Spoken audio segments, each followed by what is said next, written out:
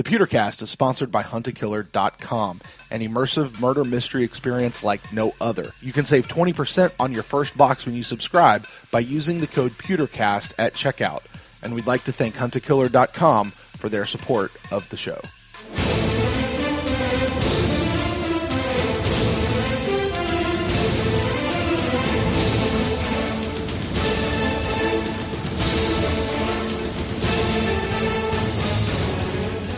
Welcome back. Welcome back to the Pewtercast after the bye week. This is our Buck in the News show for week number 8. This will be game number 7 for our beloved Tampa Bay Buccaneers. I am Brent Allen, your host. Joining me, as always, my good friend, my co-host, my cohort, Ren Dax. Ren, how's it going over there, buddy? It's been a while. It has been a while. We have like 5 days. Yeah, yeah. Talked about an in-season break. Right. Yeah. We went back to basics. We checked over our game plan. Self-scouting. Did a little self-scouting. Yeah. Did a little self-scouting. Yeah. So and now we're back. We're ready to go. We're jumping on the plane to Tennessee, and here we go. Here we go. And here we go. Right before that, just getting the podcast out. Well, this is our Buck in the News show. We didn't have a final thoughts show earlier this week, Ren, because we didn't have anything to have final thoughts on.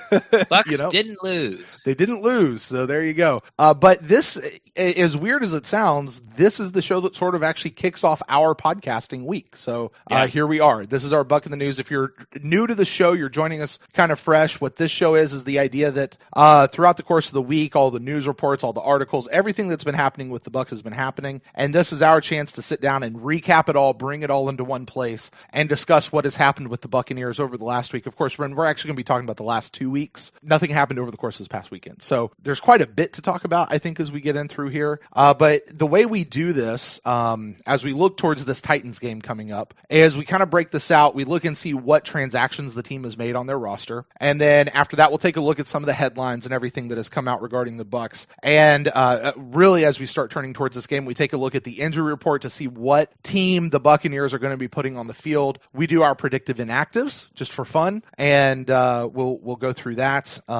And that'll kind of be our show as we talk about this game. And final thoughts. Yeah, it's kind of a new segment. I don't think it's ever really been an official segment, but it's kind of propagated itself in there as we've been discussing stuff. So, Ren, right up at the very top of our show, we talk about the transactions, and there's been quite a few. Quite honestly, most of it's for practice squad stuff.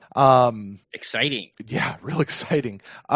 We released a couple of notable names on the practice squad because there is some active roster stuff that I want to talk about. But let's get through. Some things have happened.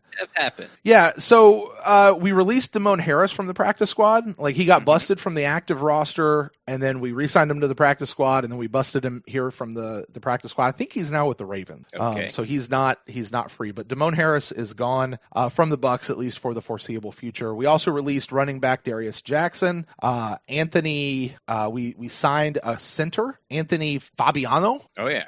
Oh, yeah? He can't believe it's not butter. We signed Ishmael Hyman to the practice squad, who is a guy that was, I don't know that he was ever on the active roster, but he's a guy who's been around. He's a wide receiver, right? Yeah, he's a wide receiver, yeah. I think it's the second stint on the practice squad so far this year. Yeah. We signed a new running back. I guess this is replacing the Darius Jackson guy. Aka Cedric Ware? Yes. Or something like that. We re-signed Cousin Daniels, who was with us back in training camp. So he is now back. He's the blind guy, right? Is he blind? Oh, like in one eye? Yeah, isn't that him? Maybe. I'm not sure, but I do remember someone having that sort of designation. There was a blind guy. Yeah, I remember that. It might have been this guy. I'm not really sure. Yeah, I'm pretty sure it was him. I call him Cousin. I think you were saying Cousin. Yeah. It's spelled a little weird. So, Terry, there's a Z in there. It's spelled like Con. Right. Like Wrath of Con. Right. Like right. K-A-H. Right. C-I. Cousin. Yeah. Daniels. Starting guard for the Chicago Bulls. Right. Except he's an outside linebacker. But he is back with the team after a brief time away. Was he 6th round draft pick this year? I think Terry Beck Beckner Jr., who has been on our practice squad, seventh round pick. He got popped for PEDs, so he is now on the commissioner exempt list, and he'll be out for the next 4 weeks. To bring back off that, we've re-signed to our practice squad Jeremiah Ledbetter, who has been off and on with the team over the years. So a bunch of practice squad guys, but I do want to talk about the active roster because we had some very interesting things happen almost immediately after the Panthers game. Really quick. We had a good one and a sad one. Okay. I don't know. And one that made me happy. Well, I mean, not to be mean, but yeah, it made me happy. You know, not that a man lost his job. It's just that you had no business being on the team. So it's addition by subtraction. Okay. And who are you talking about right now? In that Bobo Wilson. Yeah, Bobo Wilson got released after muffing 6.5 punts in London on only 3 punts. Right. On 3 attempts. You're right. He muffed it, picked it up, muffed it again. So it just it was not a good day for him, and he did. He full on lost his job. That was a guy that, you know, a couple of years ago we all saw him on Hard Knocks, and the way they painted him, and I'm not going to necessarily say it's creative editing, but everything they decided to put in there was anti-Bobo Wilson. Sure it was. You know, made him look like a giant asshat. It really did. Yeah, it did. Now he could be like that, or those could have been like the 2 or 3 things that he did that, you know, weren't ultra positive, and they thrown them together. Truth is probably somewhere in between. And then he was on the practice squad. He'd come up, he'd get like a catch. I think he actually got a touchdown last year at one point. Yeah, you know, and then he knocked down the punt returner job. And I went on record as saying that I like him as a punt returner. He gets the ball, he makes a move, puts his foot in the ground, starts going north and south. And then the regular season started, and none of that happened. Right. Like, none of it. Like, he was averaging, I think, 3.3 yards. And remember how ineffective we all thought Adam Humphries, well, I shouldn't say we all, but you and I thought Adam Humphries was. Like, they don't care. Like, just catch the ball. If you get some yards, cool. If you don't, Adam was like at 11 yards. Right. You know? Right. You know? And he was like unspectacular as unspectacular could be. Right. So you can imagine how bad Bobo's been at 3 yards. So I just didn't want Adam to get hurt was more of my thing. Like, we actually used him. Unlike Bobo Wilson, we actually used Adam like in our offensive game plan. Like, we really, I mean, Bobo's been out there, but I mean, outside of the punt return job, every time you see Bobo on the field, your thought is, why is he playing right now? Yeah. What? He doesn't have any business being out there on the field. He just doesn't. So where's Justin Watson? Where's Scotty Miller? Where's they're out there at the same time. I know, but I mean, it's Bobo is the last on the list. So so Bobo's gone.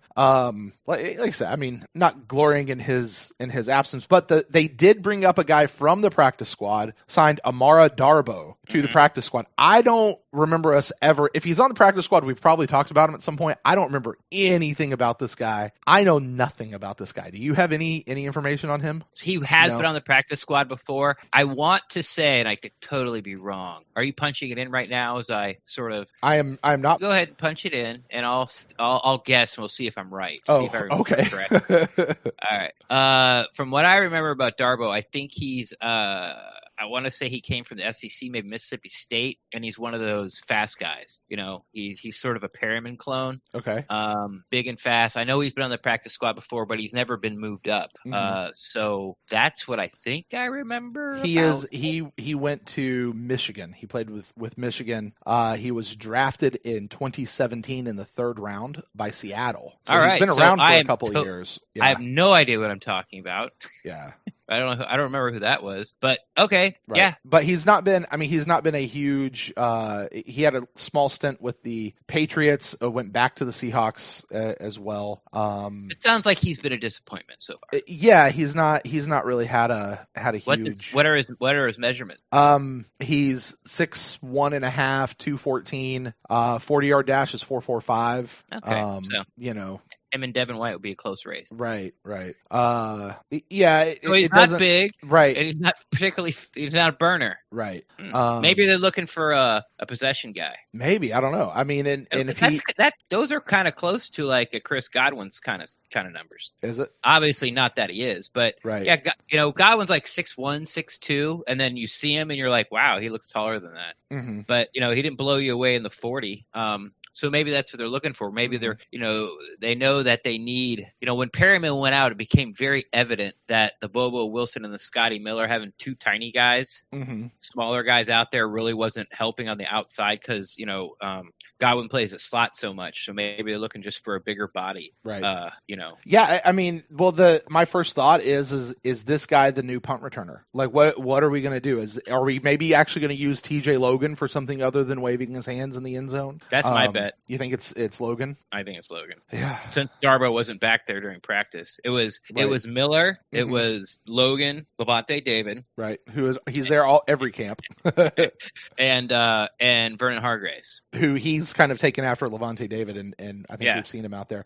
Now I think Hargraves is emergency punt returner. I really think it's going to be between Scotty Miller and TJ Logan. Yeah, and Miller was a guy that we really were excited about in the return game, and then I think it was the third preseason game where he got his shot and didn't do anything.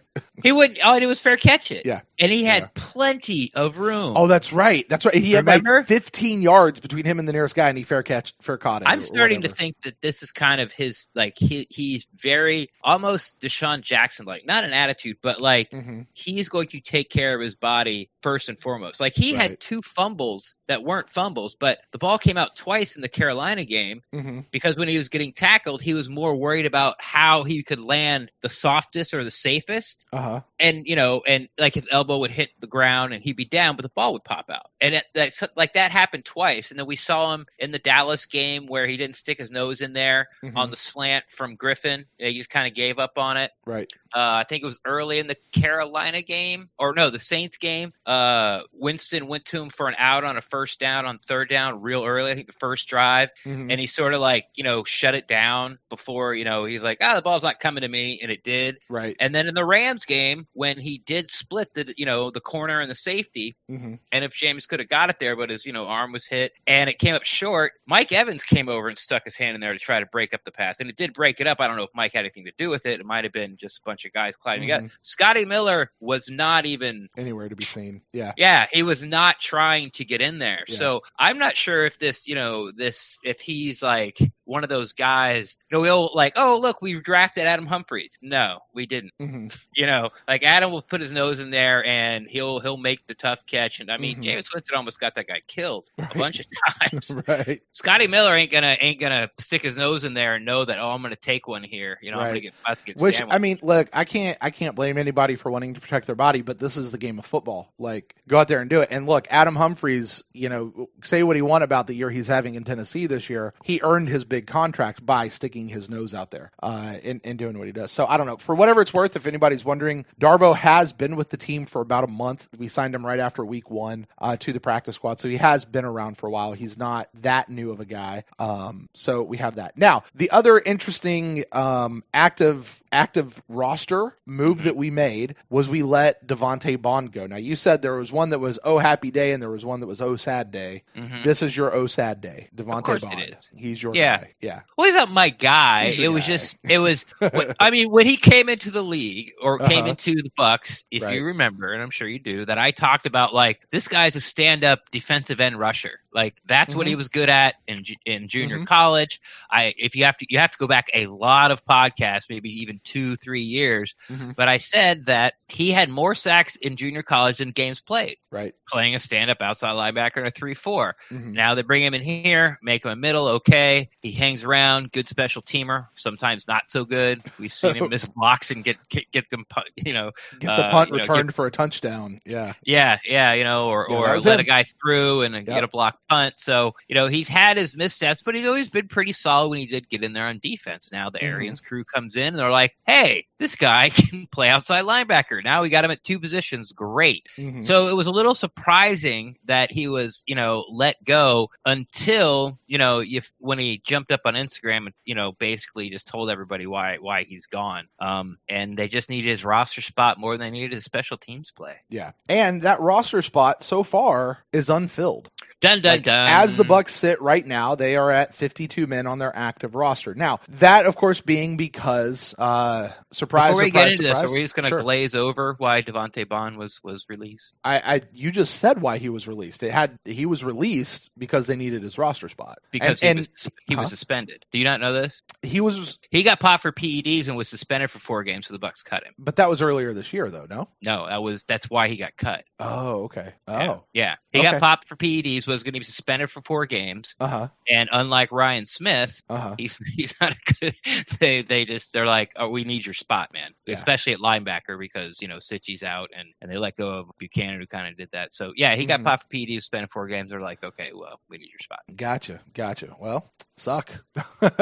Suck. I feel like I heard that didn't, when I was kind of getting ready for the show, that didn't pop up as anything. It didn't make a news cycle at all. Like he said on his Instagram, like the Bucs didn't say anything in their statement when they released him. Like that's the way you found out. And if you weren't following Bond on Instagram, you wouldn't have known. It was just like, okay, he's out, and no one really cared about it. I don't blame him. It's not huge news, but it'd be, should get out there. Right. So if anyone's wondering, that's why. But the spot's still open. The spot is still open, and with that, because JPP has been back practicing with the Tampa Bay Buccaneers, it still remains to be seen if he will go on Sunday.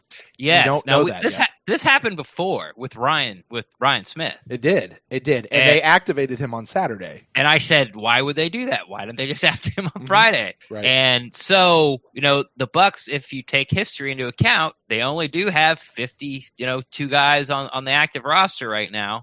They do not have to activate JPP. I think they got 4 weeks? Yep. Somewhere in that 4-week window, they can either activate him or shut him down for the rest of the season. But, tomorrow, tomorrow's Friday because we're recording Thursday night. But on Saturday, that's this is Friday, when. Buddy. What? This is Friday night. I knew that. It's Friday. Spoiler alert, Bachelor weekend at Ren's house. So tomorrow, we might get a blurb, a notification, an alert that JPP's been activated. Right. And I'm sure a lot of Bucs fans, you, me included, of course, are hoping to see that.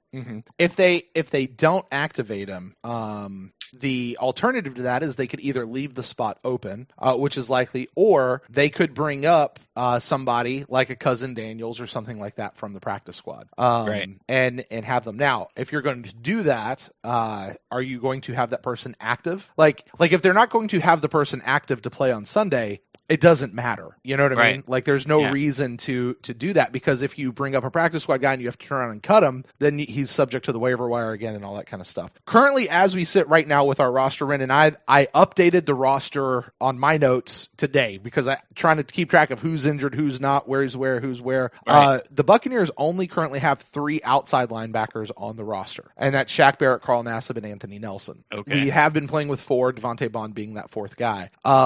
So I don't honestly recall seeing Devontae Bond in the games a whole lot. He might have. I saw him barely. Barely. So, if they're used to running with the 3, then it may not affect them that much. They may want that 4th guy in as a backup, but like I said, if he's going to be inactive for the game anyway, it doesn't really make much of a difference. So, what do you think, Ren? I'm sorry, let me back up. I think whatever they do tomorrow will be indicative of where they are with JPP and his recovery. And I feel like this is a different situation than what we saw a couple weeks ago with Ryan Smith. Oh, yeah. Like with Ryan Smith, it was either like they're trying to keep it secret, they're trying to keep it quiet, they're trying to whatever, I don't know why they would try to keep things I don't know. quiet. I still don't understand why they waited till... we can't let you know that our gunner... Right. Or they just didn't switched up the gunner, your whole game plan shot. Right. Or somebody forgot to make a phone call on Friday to the league office and they had to wait till Saturday till they opened again to do it. I don't know.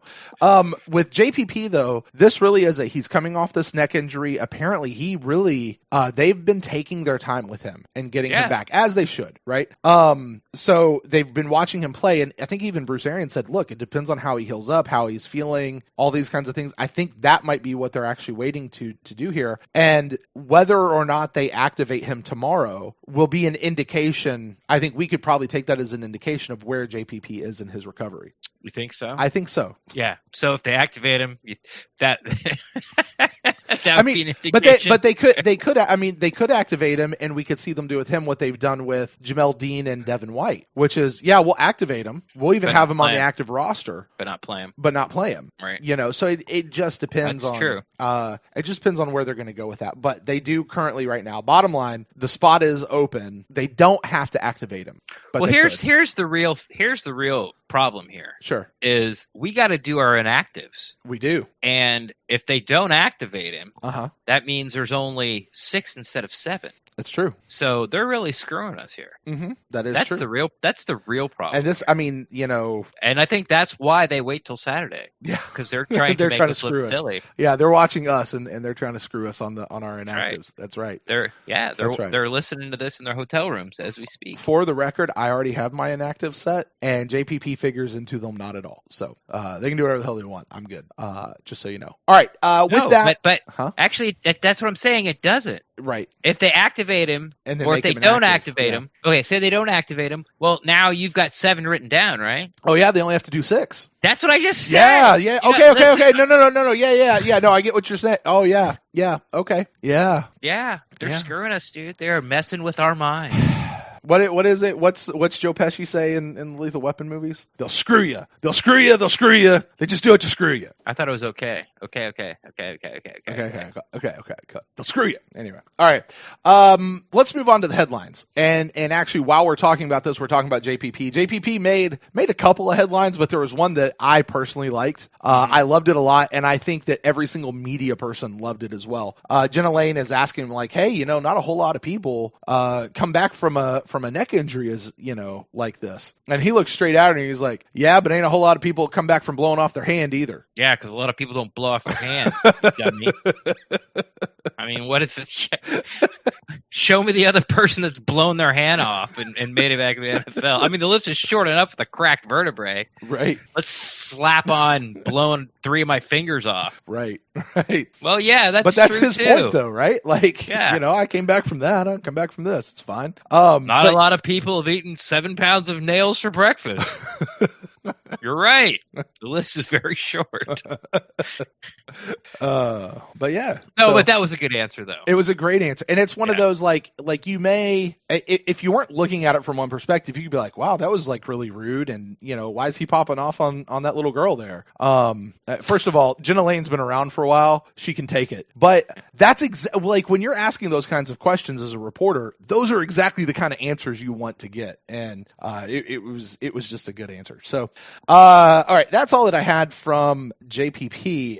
Let's look at a couple other headlines in the news here. Ren, Byron Leftwich. This one, I saw this in several different outlets out there. Byron Leftwich said in his press conference that some of the issues that Jameis has been having with turning the ball over are quote unquote extremely fixable. Now I went back and I listened to this press conference. I heard the context in which he was saying that. I read the reports on it, and quite honestly, it was sort of a throwaway line buried in a bigger conversation, and he didn't dive into this at all. And nobody asked him to dive into that at all either. So it got me thinking, though, because I didn't think too much about it. Like, okay, great, they're extremely flexible. But it got me thinking, Ren, when we talk about Jameis Winston and we talk about the issues that he's having with turning over the ball. Mm-hmm. And I know you came out on the bye week and you're like, hey, listen, Jameis is going to be fine. He doesn't need to be, don't let me quote you wrong here. So correct me. He doesn't need to be fixed. Is that kind of what your position was? I said that, way before, like, I think I sort of echoed a little bit in training camp, and then, sort of after week 1, people are like, oh, can they fix him? Mm-hmm. And I was like, he doesn't need to be fixed. Like there's like, he needs a defense and a run game and an offensive line that can protect, After the Panthers game, the London game, of course, what I came out and said is that he's right on track. Like, it was a terrible game. Right. It was a terrible game. But if you think about it as this year all by itself, forget about the stuff in the past, okay? Brand new offense, brand new offensive coordinator. You saw the San Francisco game. It's a question if 2 of the 3 or 1 of the 3 interceptions were his fault or not. Did he trust Dare too much to be where he was supposed to be? Is it Mike's fault that he missed the hot route, or is it Peyton's fault that he ran too deep? Like, stuff like that. It doesn't really matter. But then you see the games after that, and he probably put the best 3/4 games ever that he's had as a Buccaneers quarterback. in a row. Like, you can pick a game here and you can pick a game there and go, well, these were better games. But as far as consecutive games, he was playing very good, football, very good NFL top quality quarterback football. Then the Panthers game happened, and everybody remembered all the stuff that we've seen since opening day against Tennessee, 5 years ago. And it's just like, well, this is it. This is what you get from Jameis. Terrible game, rotten game. But if you take from San Francisco to Carolina, I think you can see the improvements. And, it's the thing. This is where, I've been thinking about this a lot during this bye week. This is where I am at with Jameis Winston. He trusts his teammates too much. I would agree with that. Yeah. He trusted Dare too much to be where he's supposed to be. Yeah. On those back-to-back fumbles, the first one, okay, the guy gets through. He had a double clutch and he gets through, grabs his face mask, dropped the ball, but we get the ball back. On the second one, plays not there, extends it. Now, when you get to the point where you extend it, okay, and you stop and plant, and you actually think that the backside, like Donovan, Alley, Jensen, are still, like, those guys haven't got past him yet. Like, they're still thinking you're behind, they're doing the perfect U-shaped pocket. Right. You're crazy. Yeah. But in James's head, these are my guys. I trust them to have my backside. Right. Well, all protection breaks down every once in a while. So this thing in your head where it's like, and I get it, like, he's never going to throw a guy under the bus. And it's not that I don't like it. I do. It's just that you got to be smarter about it. Like, you're trusting them too much, like throwing to Scotty Miller, like throwing to Bobo Wilson. Like, let me ask you this. Do you think that's a little bit of Dirk Cutter having rubbed off on him over the last 4 years? Because that's what Dirk Cutter would do, right? Like, Dirk Cutter would come out and be like, hey, look, our guys are our guys. I'm going to play them. And he seemed to play those guys irrespective of their talent level. Do you remember that? Yes. What we as fans couldn't stand about Dirk Cutter was he wouldn't adjust the scheme to fit what his players could do. Right. It's like, it's your job to block these three guys all by yourself. If you don't do it, the play doesn't work. Right. Well, I can't do it. Well, that's not my problem. You're a professional. Figure it out. I'm calling the play. Right. Yeah. That's not going to work. Right. Right. And that's what I mean. Like, no matter how many times a person failed at doing a particular job, Dirk Cutter was like, yeah, but that's my guy. He's going to go out there and do it the next time. Yeah. And that's just what he did. Execute better. And I mean, what you just described there about Jameis sounds just like that. And I don't know if that's just who Jameis is as a person, or if that's the public face he puts on in front of everybody, or if that's, maybe something he picked up from Cutter, which hopefully... I don't think so. I think that's how he is as a person. You just think that is how... Yeah. Anyway, yeah. So... Sorry, you went back to saying that Jameis doesn't need to be fixed. Right, because if you say Jameis doesn't need to be fixed, that obliterates this whole conversation here. There are things about Jameis turning the ball over that, according to Leftwich, he said are extremely fixable. Yeah, and like quit throwing it to the other team. Right. One of the thoughts that this really sent me down, because Leftwich did not elaborate on that at all, was how much time should we give this staff to fix this kind of stuff? Right. Now, you and me and the rest of Bucs fandom are a little impatient about this, because we've been dealing with this guy for almost 5 years now. Right. And it never really seems to get better. It seems to get better and then doesn't. And then it's got better and it seems like he's got a couple of these games in him almost every year. Right. And, now that being said, we come out and we see something like this and we're ready to just be like, yep, BA can't do anything with him. Leftwich can't do anything with him. Time to done. I'm out. I'm done. I'm gone. There's nothing. Time to bench him. Let's bring in Ryan Griffin, because that's going to get us, to the playoffs, or let's just see what we have in him. I hate that phrase. Let's just see what we have in him. My God. But the idea that this staff has only been here for 6 games in their very first season, right? Mm-hmm. Essentially what we're saying is in order to have fixed Jameis or fixed these problems, they would have had to do it in the preseason and never have to worry about it again. And I just don't think that's realistic. Like, I'm not saying that having this game was a good thing, but in the process of what it is to have these things fixed, I don't want to say, I have a hard time saying it was necessary, but this is a part of the process of fixing stuff. Like, you have to be able to diagnose and see what the problem is in order to be able to go back and retrain things and get things in. And there's only so much they can get from looking at tape from the previous years. Now they've got to do it in games. So, yes, there was a 49ers game. This Panthers game was like a complete meltdown, though. But now I don't think it was a complete meltdown. You don't think so? I mean, I think the Cincinnati game was much, much worse. Really? Much worse. Oh yeah, much worse. Okay. I mean, he was under such duress in this Panthers game, and I'm not blaming the offensive line. Like, offensive line is the problem for the 5 interceptions. No, that's not what I'm saying. I'm just saying that you can almost say, and I'm not trying to defend Jameis here. I'm saying this is it, and so I'm going to die on this hill. But Jameis almost had to play that way to keep us competitive. Even though he's turning the ball over that many times, like, we put up 26 points, only lost by 11. Yeah. You've heard a lot of people say it this week on different pods. Like, we should have lost that game by 40. Right. But halfway through the fourth quarter or early in the fourth quarter, if Bobo Wilson doesn't muff that punt, we got the ball and we could go in and cut it to one score. Right. And at that point, I think we only had 5 turnovers at that point. Right. But so it's if you're a pro Jameis guy, you can think of it like, well, when they asked Thomas Edison, why so many failures to make the light bulb? It took you over 1,000 tries. He's like, well, I learned 1,000 ways not to make a light bulb. Right. I only have to succeed once, man. Yeah, exactly. Yeah. So this is one of the 1,000 ways how to lose an NFL game. I know it's tiresome. That's kind of stupid because you can't lose 1,000 games obviously before you sort of learn what you're supposed to do and not supposed to do. But if you look at the body of work, I think it's the most consistent. I think the ceiling that Jameis played in those games, not a ceiling in one particular game, but the ceiling that he showed in those 4 games is the best that he's ever played. So you could see how the Arians offense, the coaching, Byron Leftwich, all this is working out. And then you have this game where everyone calls it like a Jameis game. Jameis' competitiveness kept us in that game. The defense, it's like, oh, these short fields and this and that. They went 99 yards, man. This defense hasn't stopped anybody yet. Not since week 2. Right. Not since the Panthers game where they played a quarterback with only one arm and one leg. Like, they have not been competitive. So I understand everyone freaking out and throwing in the towel on him. Like, I get it. I don't have really a lot of ammunition, and nor am I really trying to change your mind at this point. I'm just saying that I think that the progress we've seen under this coaching staff through the 6 games so far has been good. And the reason the Bucs are 2-4 is not because of Jameis Winston. It's because of the defense and the kicker. Right. Yeah. One of those games is definitely still on the kicker.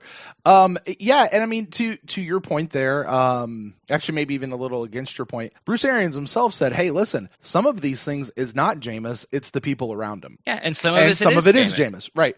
And I'll kind of reiterate my point. I think I've said the phrase, I'm off the Jameis train. And it doesn't mean I'm anti-Jameis. I think I'm just Jameis neutral right now. But and this maybe plays more into my bias right now. What I am very pro is this staff. Like I believe more in what the staff can do, and it's going to take this whole season. So as everybody's freaking out about Jameis. Oh, as back to your question.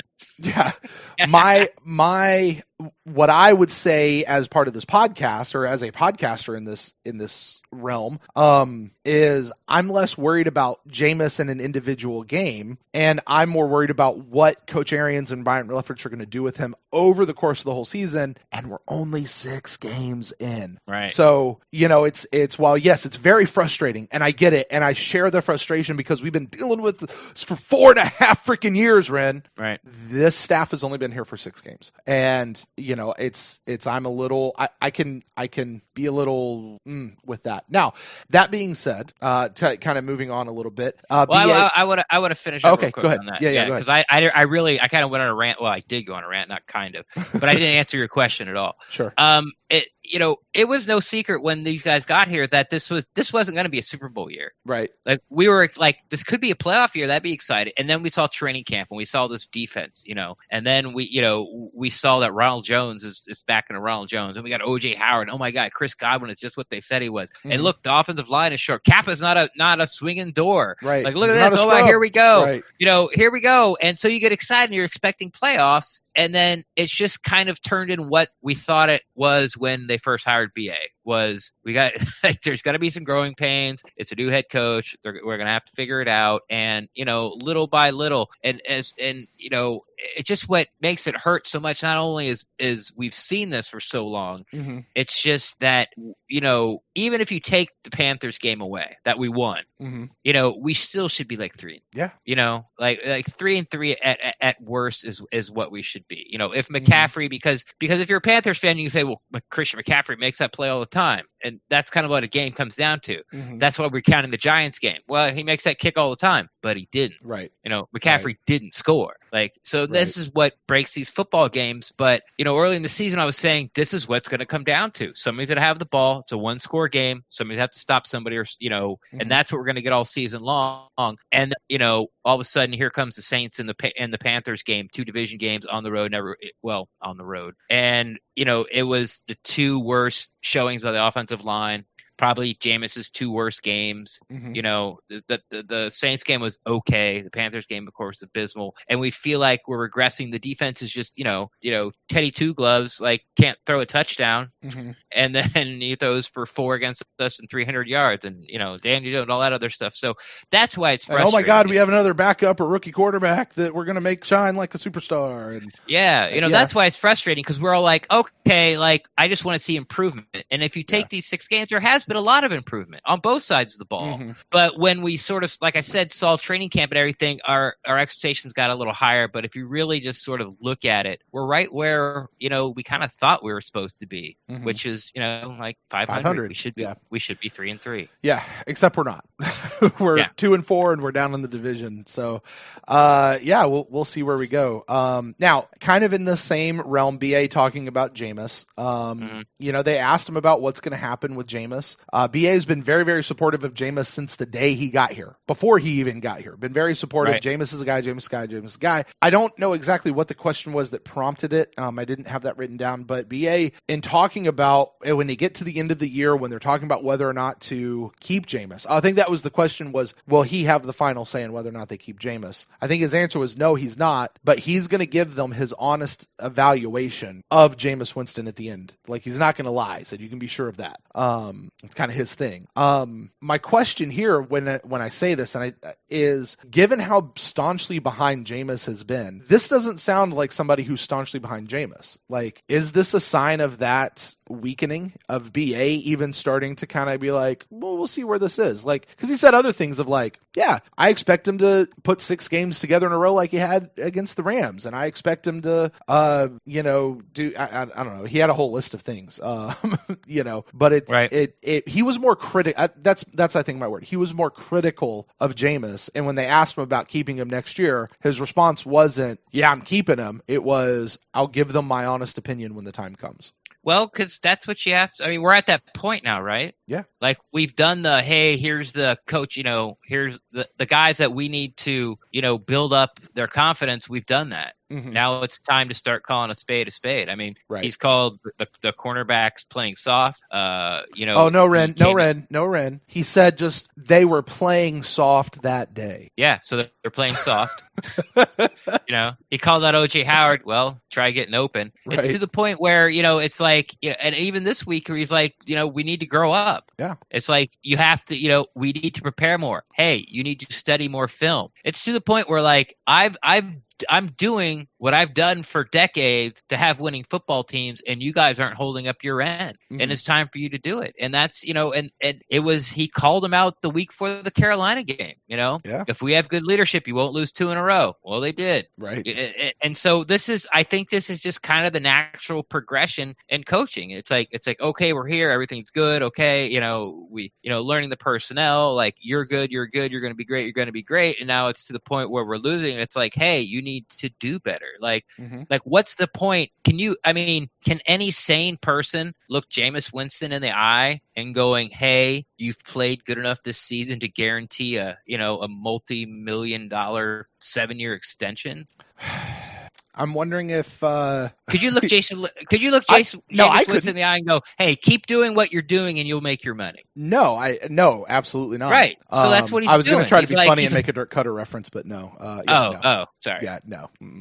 Yeah. So it's just it's just where I think it is in the natural progression of team building. And it's because, and honestly, and I like it because if I would have heard, all this pro Jameis crap after that performance, I might have, that's when the bull crap meter starts to pop up, and me as a fan just quits listening to anything you say, right? Because you just lied right to my face, right? Hey, Mike Smith is still a great coach, and take anything else that we've heard over the last 3 years, especially over the last 3 years, but even before that. So yeah, all right. I called 18 coverages. Yeah, they can play wherever they want. All right, one more bit of news about Jameis Winston, and I found this fairly insightful, I think, if I interpreted it correctly, and then we'll move on. There were reports that came out this past couple of weeks. Mike Freeman in the national media had said that he had conversations with people in the front office for both Tampa Bay and Tennessee, and they have told him that I think the phrase was reset their sights during the draft on the quarterback position. He mentioned both Tennessee and the Bucs. Now, obviously, there's a little more credence to that in Tennessee because they just benched Marcus Mariota. Right. Like that one might hold a little bit of water. My immediate response when I heard that was like, they're not ready to make that call yet with Jameis, but you got to figure it's got to be on the table at least some point. What really stood out to me, though, was I was listening to Rick Stroud in one of his Sports Day Tampa Bay podcasts, and he was talking to, I want to say it was Eduardo Encina. It might have been somebody else. And what he had said was, yeah, I know there's been this national report, but the people that I've talked to in the building, it's just the opposite. Now, I may be misquoting that, so don't take, you have to go listen to what he actually said, but that was the gist of what he was saying. And the way I interpreted that when I heard that was, yeah, there's this national report of this guy who's just like, yeah, I've talked to people in the front office of the Buccaneers, and they're ready to move on from Jameis Winston, was the implication. And it sounds to me from Stroud like he's talking to people, and quite honestly, I'd trust Stroud's connections more than I would Mike Freeman's, of saying, no, they're still very much with Jameis. Yeah. In Tampa Bay. So the plan hasn't changed. And, it's this overreaction thing where, I talked about even at the Instacast and the one show we did do last week was like, I'm shocked about how everyone's just like bailing on it. It's like, you got to take the whole body of work. That's what I've been saying. You got to take the whole season.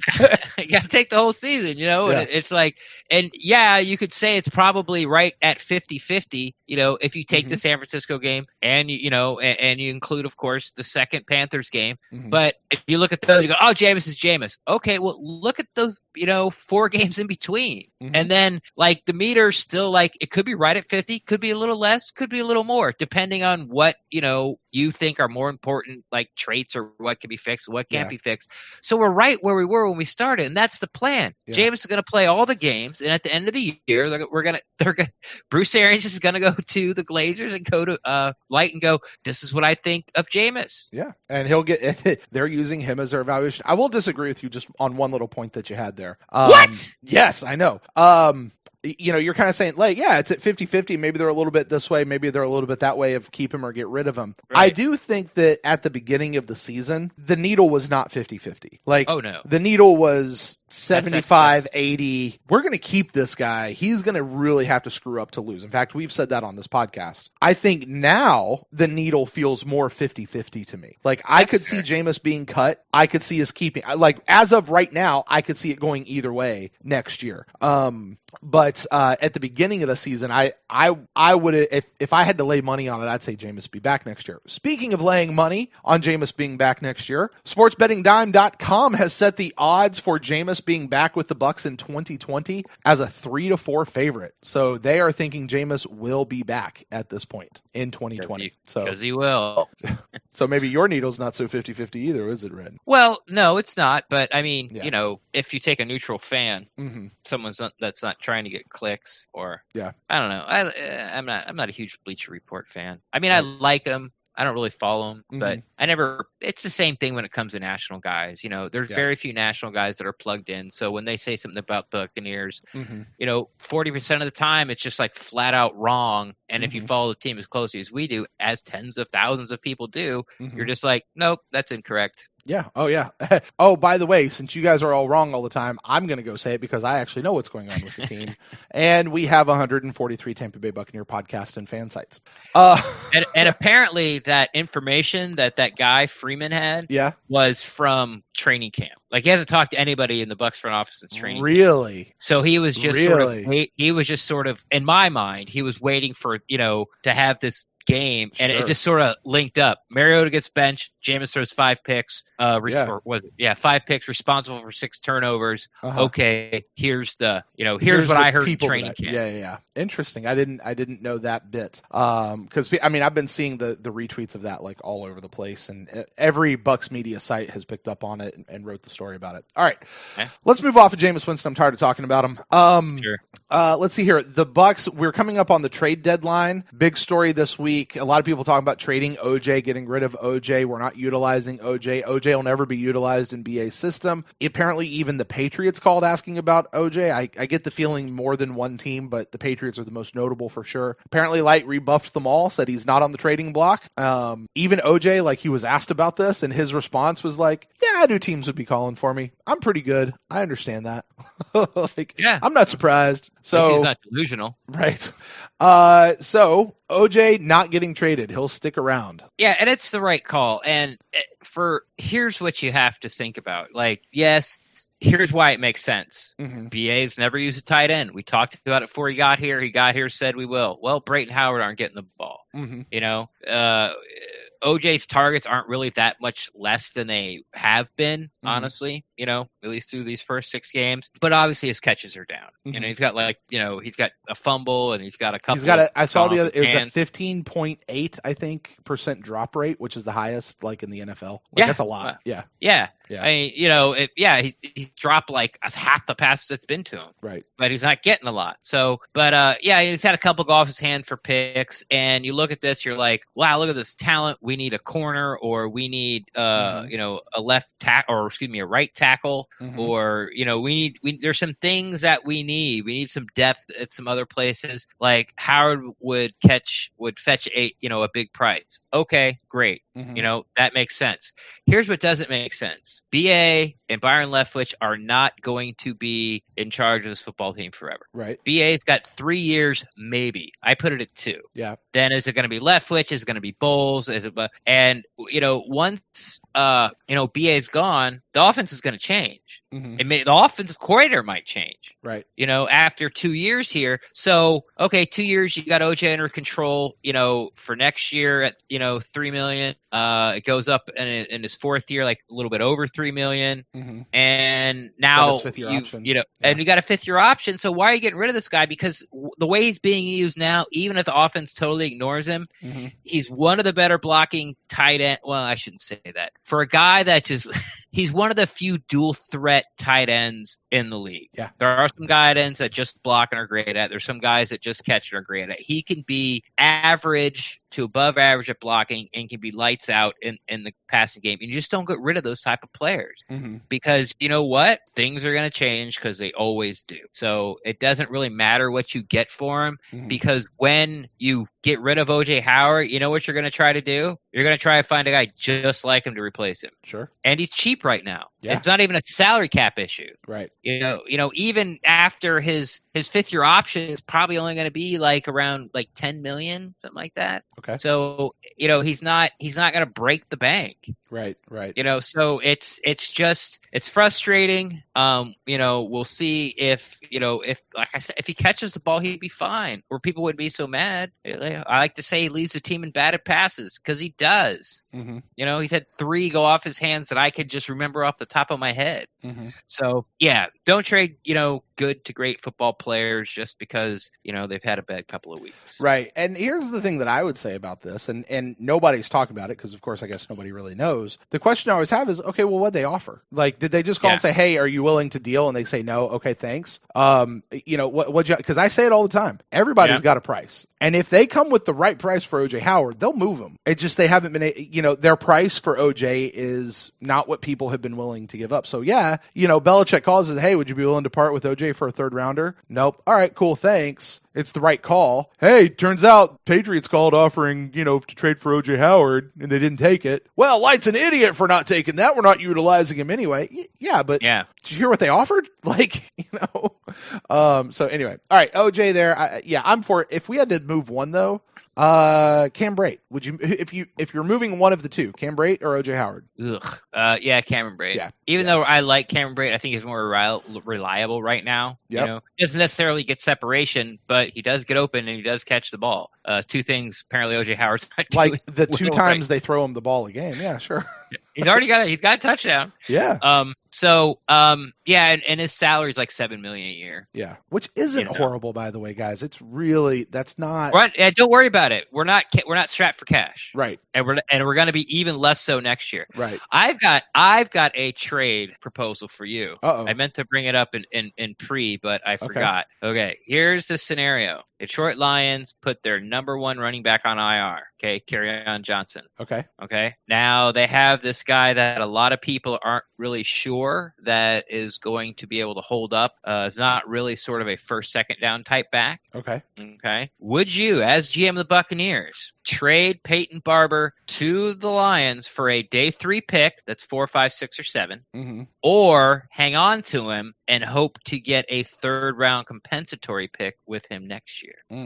We'll say it's a 5th rounder. Yeah. You can get a guaranteed 5th rounder. Okay. Or are you going to roll? I don't know. Say it's like rolling the dice. Or do you think you have it worked out with guys that you lose and guys you bring in next year because they have already got a plan? Like they're already looking at guys, the draft. They're already looking at the draft. They're already looking at free agents and all that stuff. Or would you try to stick with the plan and try to get a 3rd or a 4th? I wouldn't do a 5th rounder. I would maybe do a 4th for Peyton Barber. Yeah, it's kind of like the Cam Brate question. Yeah, I honestly, what I want to say is I would look for a 4th if they want to do a 4th, or I would roll the dice on the 3rd round comp pick. But I mean, some of that you gotta sit back and think, okay, who do we project to lose versus who do we look to sign? Because that all figures out. No, sure they do, absolutely.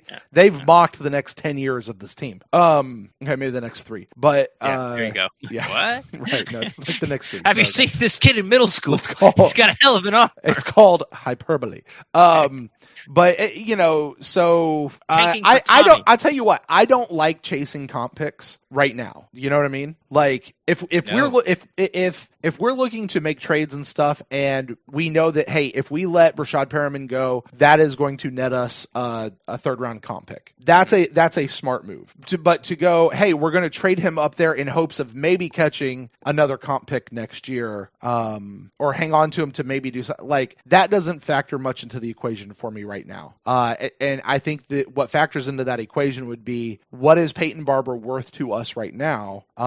Is he worth more than a 5th round pick? Yeah, he's right there on that bubble for me. Yeah, you know, like neither of them are getting the ball. No, I want Peyton Barber to be like a 3rd, 4th round guy. I don't really know that he's that high, but to say he's like only a 5th or 6th round guy, I don't know. It just seems... the comp pick depends what he signs for, and of course, if you don't bring in too many guys and washes them out and all that kind of stuff. Here's the deal. We talked about Peyton Barber at the beginning of the season coming in, having a hell of a year, and outpricing the market and going and signing a good deal somewhere else. Right. That's looking less and less possible or probable as the season goes on. Right. He doesn't get the ball enough to show that what he can do. Exactly. Or can't do. I don't know. I mean, is it time for the Rojo show? And just move to Rojo? Do the Buccaneers see it that way? No. I don't know. Yeah. No, they don't. Right. No, we're going to keep with the committee. All right. I would definitely do it for a 4th round pick. You have to let me think about that for a 5th round pick deal. All right. I did. You've had like 5 minutes. Yeah, I know. Anyway, that's a good question. Yeah. What do you think out there, Buc fans? Hey, you can let us know. Email us in to thepewtercast@gmail.com. We'll read that on an upcoming Final Thoughts with Our Fans show that'll be coming out later this week. Hey, just a couple more notes before we get out of here for this week, Ren. Mike Evans, you know how we talked about him the last couple of years of how like he wouldn't be doing much. Then you look up around like game 10 and he's like at 1,000 yards already. Yeah. And you're like, how the hell did he do that? I saw this reported out there. Mike Evans is currently on pace Think of the year he's had so far in just these 6 games. Yeah. Where he's disappeared from 3 of them. Yeah, right? He's only had half a year so far. Right. He is on pace right now to have 1,237 yards and 10 touchdowns. Yeah, that really shows how much the NFL game has changed. Because if he gets 1,000 yards this year, he gets tied with AJ Green. No, for Randy Moss. Randy Moss. Yeah. Sorry, AJ Green. AJ Green falls off this year. Yeah. So him and Randy Moss will be tied for most 1,000-yard seasons consecutively since entering the league. 6 years in a row. Yep. So it'll be 6 years in a row. If he does it in his 7th year, he holds that title by himself. Correct. But like you said, the first Carolina game, non-existent. The San Francisco game, he was sick, non-existent. And then who erased him? The second Carolina game, he was also non-existent. Yeah. So okay. Yeah. So you're right. Yeah. Or, no, they force fed him the ball. He did fine. It was a Saints game. They force fed him the ball. Like they threw to him like 15 times, and he got like 7 catches for in Carolina. No, in London. Yeah, that's what I mean. Against Carolina. Did they really? Okay. I'm pretty sure. I mean, I think you might check us and then email us and yell at us. Yeah.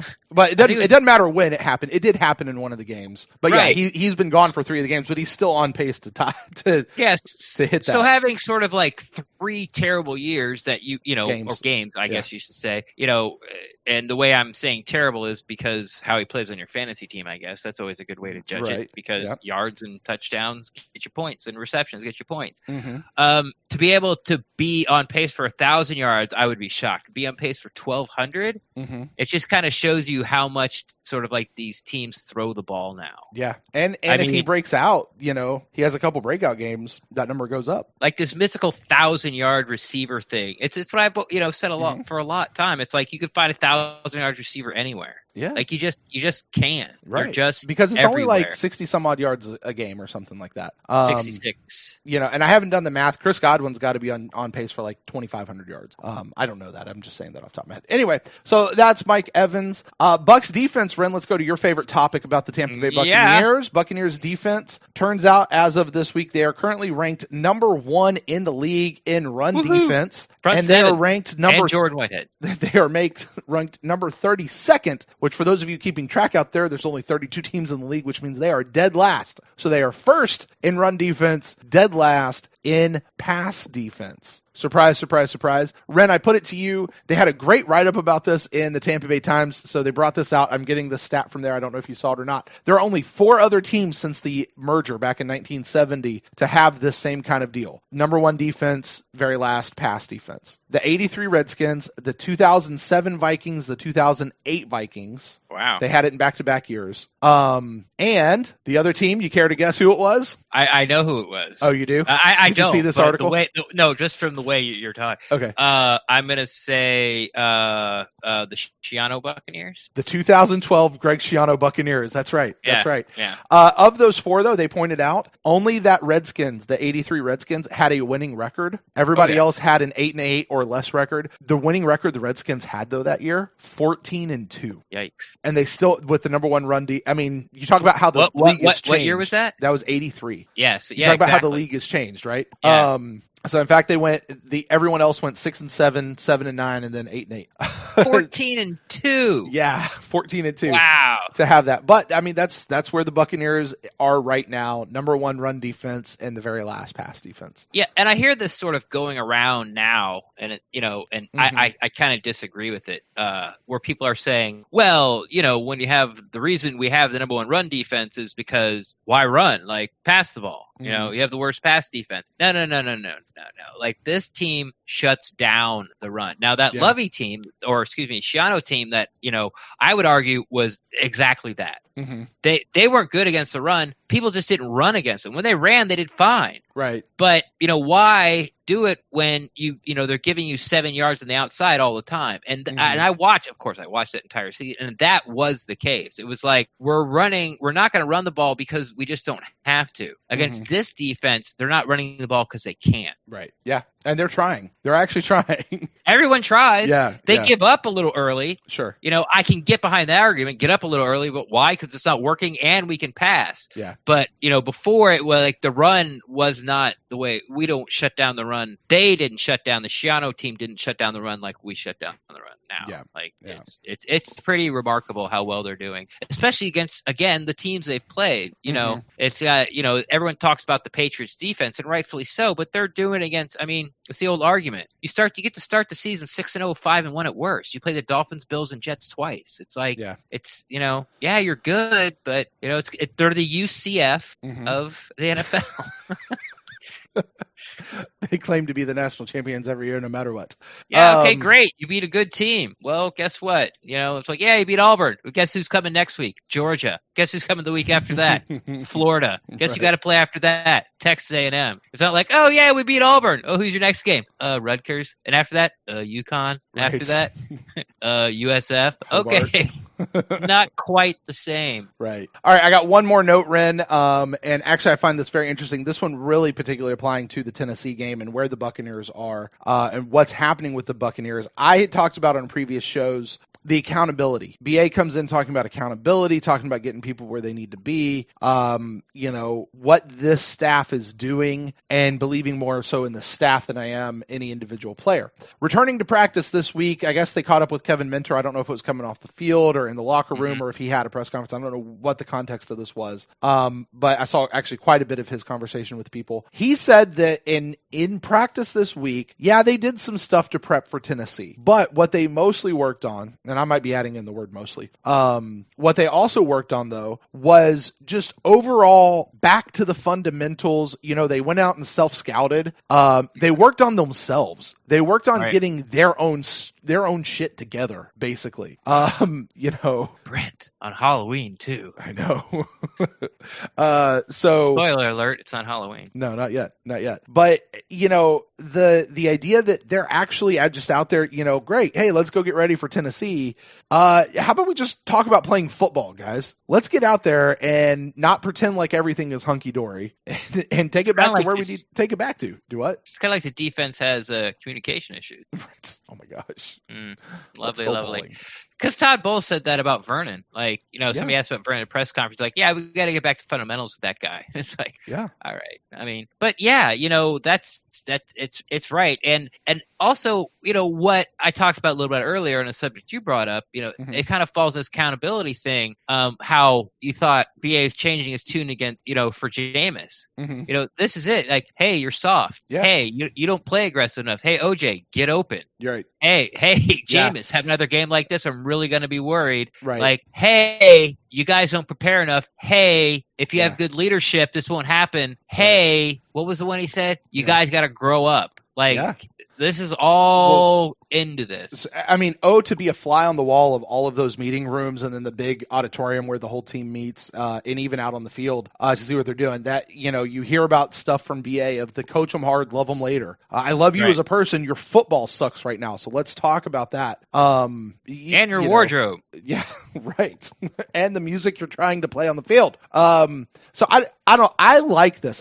This to me is exactly as a fan what I want to know is happening with the Tampa Bay Buccaneers. Because let's face it, we're all in the dark as far as what's actually happening. And all we see is what the proof is when they go out on the field on Sunday, which is really all we can do. And it's all we can guess. And at the end of the day, I don't care. And I've said this, I don't need BA to come out and say, we had a great week of practice. Yeah, we had our best practice of the year. Fuck it, I don't care anymore. Go play the game. Let it translate to the game. And I've said that, but these are the kind of things like just to know they're doing something about it, which is what I love hearing that. We'll see if it translates though. That's the big idea. It's got to translate to Sunday afternoon, where we're back to the 1:00 games for the rest of the season.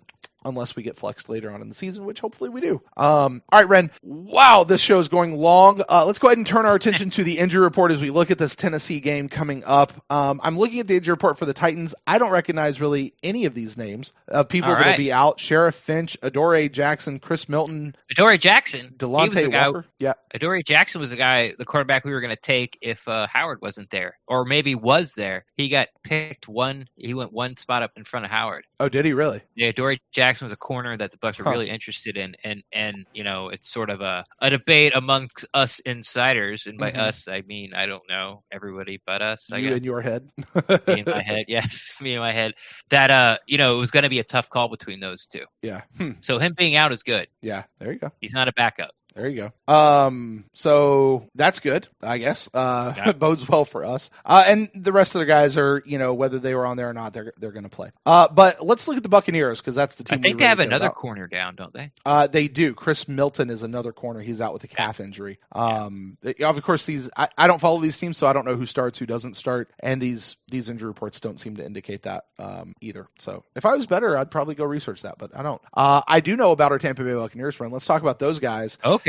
Out for this game. Alex Kappa still with that broken forearm that he has. Jack Sitchie out with his elbow that bent backwards. Also a bruise. Literally bent backwards, but whatever. And then OJ's nursing a hammy. So not only is he getting all this flack and, he's got to go out and do better and we're getting trade requests, he's got a little injury, little nagging injury. OJ Howard's going to miss games for the third year in a row. Yeah. Surprise, surprise, surprise, right? And it's a hamstring, and hamstrings can last a long time. So we'll see what happens. Now, speaking of hamstring and somebody being out, DeMar Dotson, who was out last week, or 2 weeks ago, actually, I guess. I think that was a hamstring injury. Yes, it was.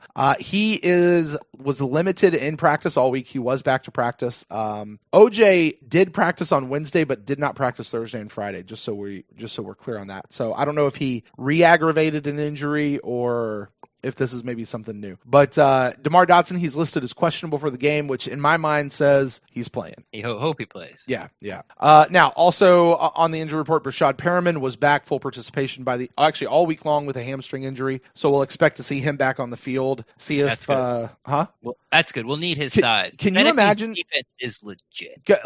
But go back a couple weeks ago. Can you imagine us saying, "Oh, thank God, Brashad Perriman's back"? Yeah. Well, could you imagine us saying that? We didn't think that. I mean, I was all waiting for Justin Watson to get a shot. Yeah.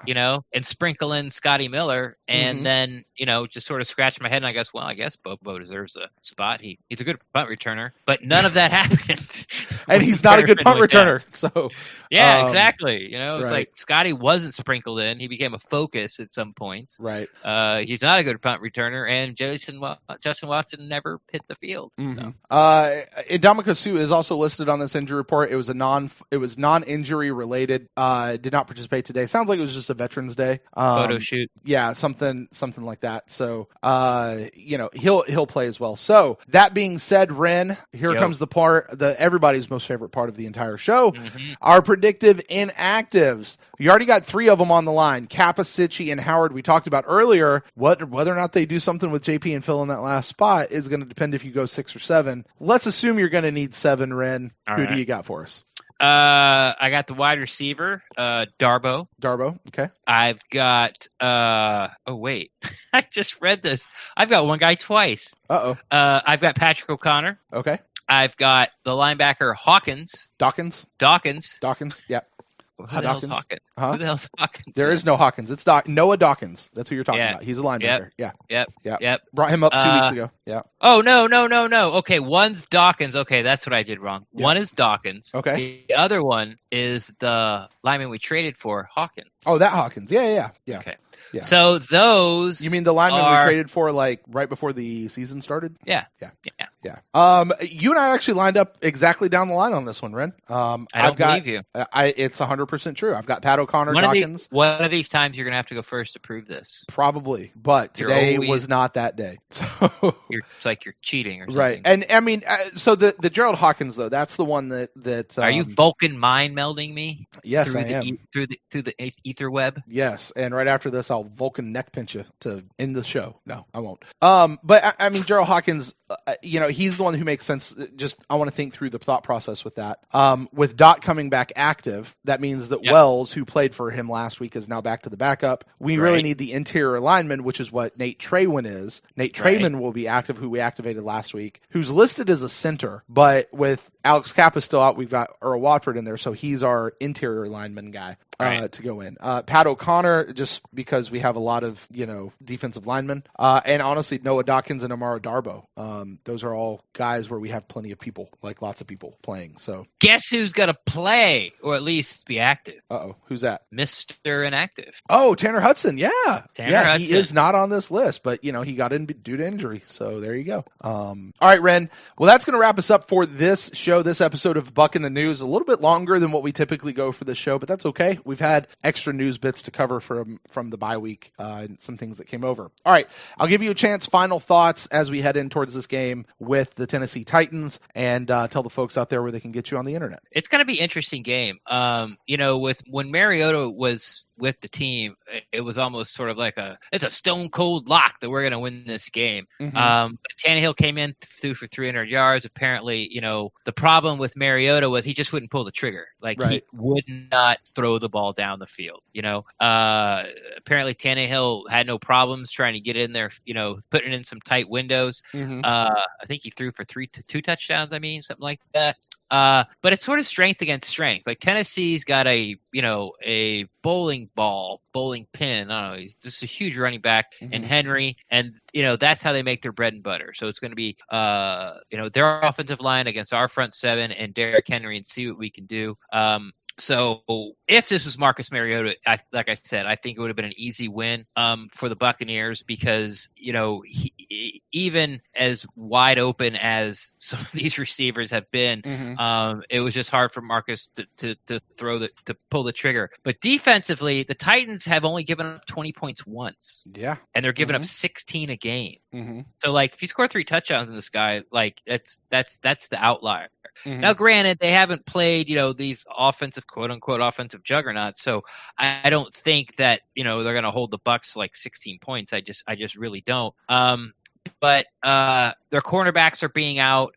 They do have a sort of a staunch defensive line. They got a guy that probably would have went in the top 5, Simmons, but he blew out his knee, training for the combine and all that stuff. But he is already back, had his first start last week, and he had very limited snaps. But what he played, he played very well. So this might just be sort of an old school 1982 Washington Redskins game where both teams are fine with just sort of trying to establish the run. Mm-hmm. But I do think the Bucs win. They're going to put up points against this defense. But if our defense makes Tannehill look like it did to, Jones and Bridgewater and Allen, I think we lose because, Tennessee has a legit front seven and, they're good. They're real good. They're stingy. But their offense is lacking. So I think the Bucs win.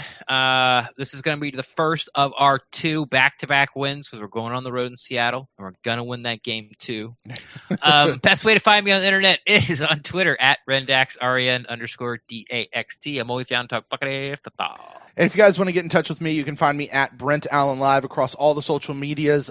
Final thoughts, Brent. Actually, I kind of echo a lot of your sentiments. I don't think this is a gimme game. I think a lot of people have chalked this up as an automatic win for people on both sides of the ball. The Tennessee Titans and their fans have looked at this Tampa Bay team and gone, yeah, we're going to win that one. And we're going to get 9 turnovers. Yeah, and we've, look, Jameis turned the ball over every time he turned around. You throw on them all day long. Yeah, they got a good pass or a good run stop, but after that, they don't have anything else. Everybody else, Mike Evans has had a bad year. OJ Howard's having a bad year. Blah blah blah blah blah blah blah. Their offensive line's jacked up. Offensive line can't block anybody. Right, and they're jacked up. Right.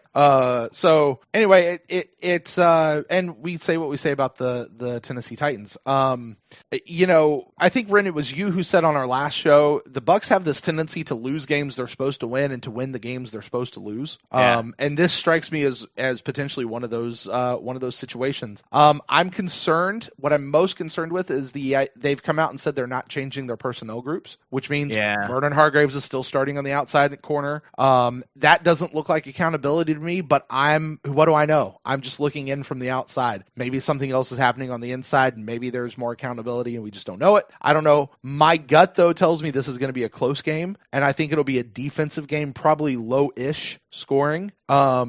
And I'm sorry, not a defense. Yes, it will be a defensive game, but I don't know if you qualify this as low scoring. Anything to me, things under 30 points is low scoring. I said 24-21 is where I think they'll go. I think we'll get over that 3 touchdown mark, but not by much. And then there'll be an extra point in there, or not extra point, field goal in there somewhere. But I do think that Ryan Tannehill, I don't think we're going to shut him down. I really don't. They're going to score on us. And what evidence? What? There's no evidence. There's no evidence that we're going to shut them down. That's a scary part. Yeah, exactly. That's what I'm saying. That is such a scary part. We're not going to shut them down. God. So Giants don't have any wide receivers either. But what I also don't think they're going to do, though, Ren, is I don't think they're going to run the score up. We're not going to see 30, 40 points. This is going to be that's what I mean. Kind of. I look at 24-21, and I don't think low scoring, but to me, that kind of. Nobody's running the score up on this game. That's what I'm saying. I almost want them to let Travis Henry have like an okay day, so they just don't abandon the run altogether. Fair enough. Hey, let him get 3 yards, then tackle him. Give him hope and then crush it. And then I would rather have it be like 3rd and 3 than like 3rd and 9. Okay, I'm at that point. Well, no, but I mean, they said we actually do better at stopping 3rd and short than we do at stopping 3rd and long. Statistically, we've been doing better stopping 3rd and shorts. So anyway, so that's it for me is where we are. You've done yours. I've done mine. For the show, if you guys want to get in touch with us at the show, find us at the Pewtercast at Twitter and on Facebook. Send us emails. We've given you lots of stuff to talk about. If you want to send back to us to the pewtercast@gmail.com. Guys, make sure you join us Sunday night, 10 o'clock for the Instant Cast. We'll be going live. Phone lines will be open, provided all the computer stuff works. We had a little snafu with that last week, but we think we've got it fixed. So we got that. And hey, snafus sometimes lead to greater things. Not ready to tell you what it is yet, but who knows? There may be some fun changes coming soon to the Instant Cast that you guys are all going to love. Ren, with that, we'll get out of here and back on the Bucs train. I think last time I did this, I was kind of pitiful about it, but I'm going to end it well. We'll end this show like we do. As always, go Bucs!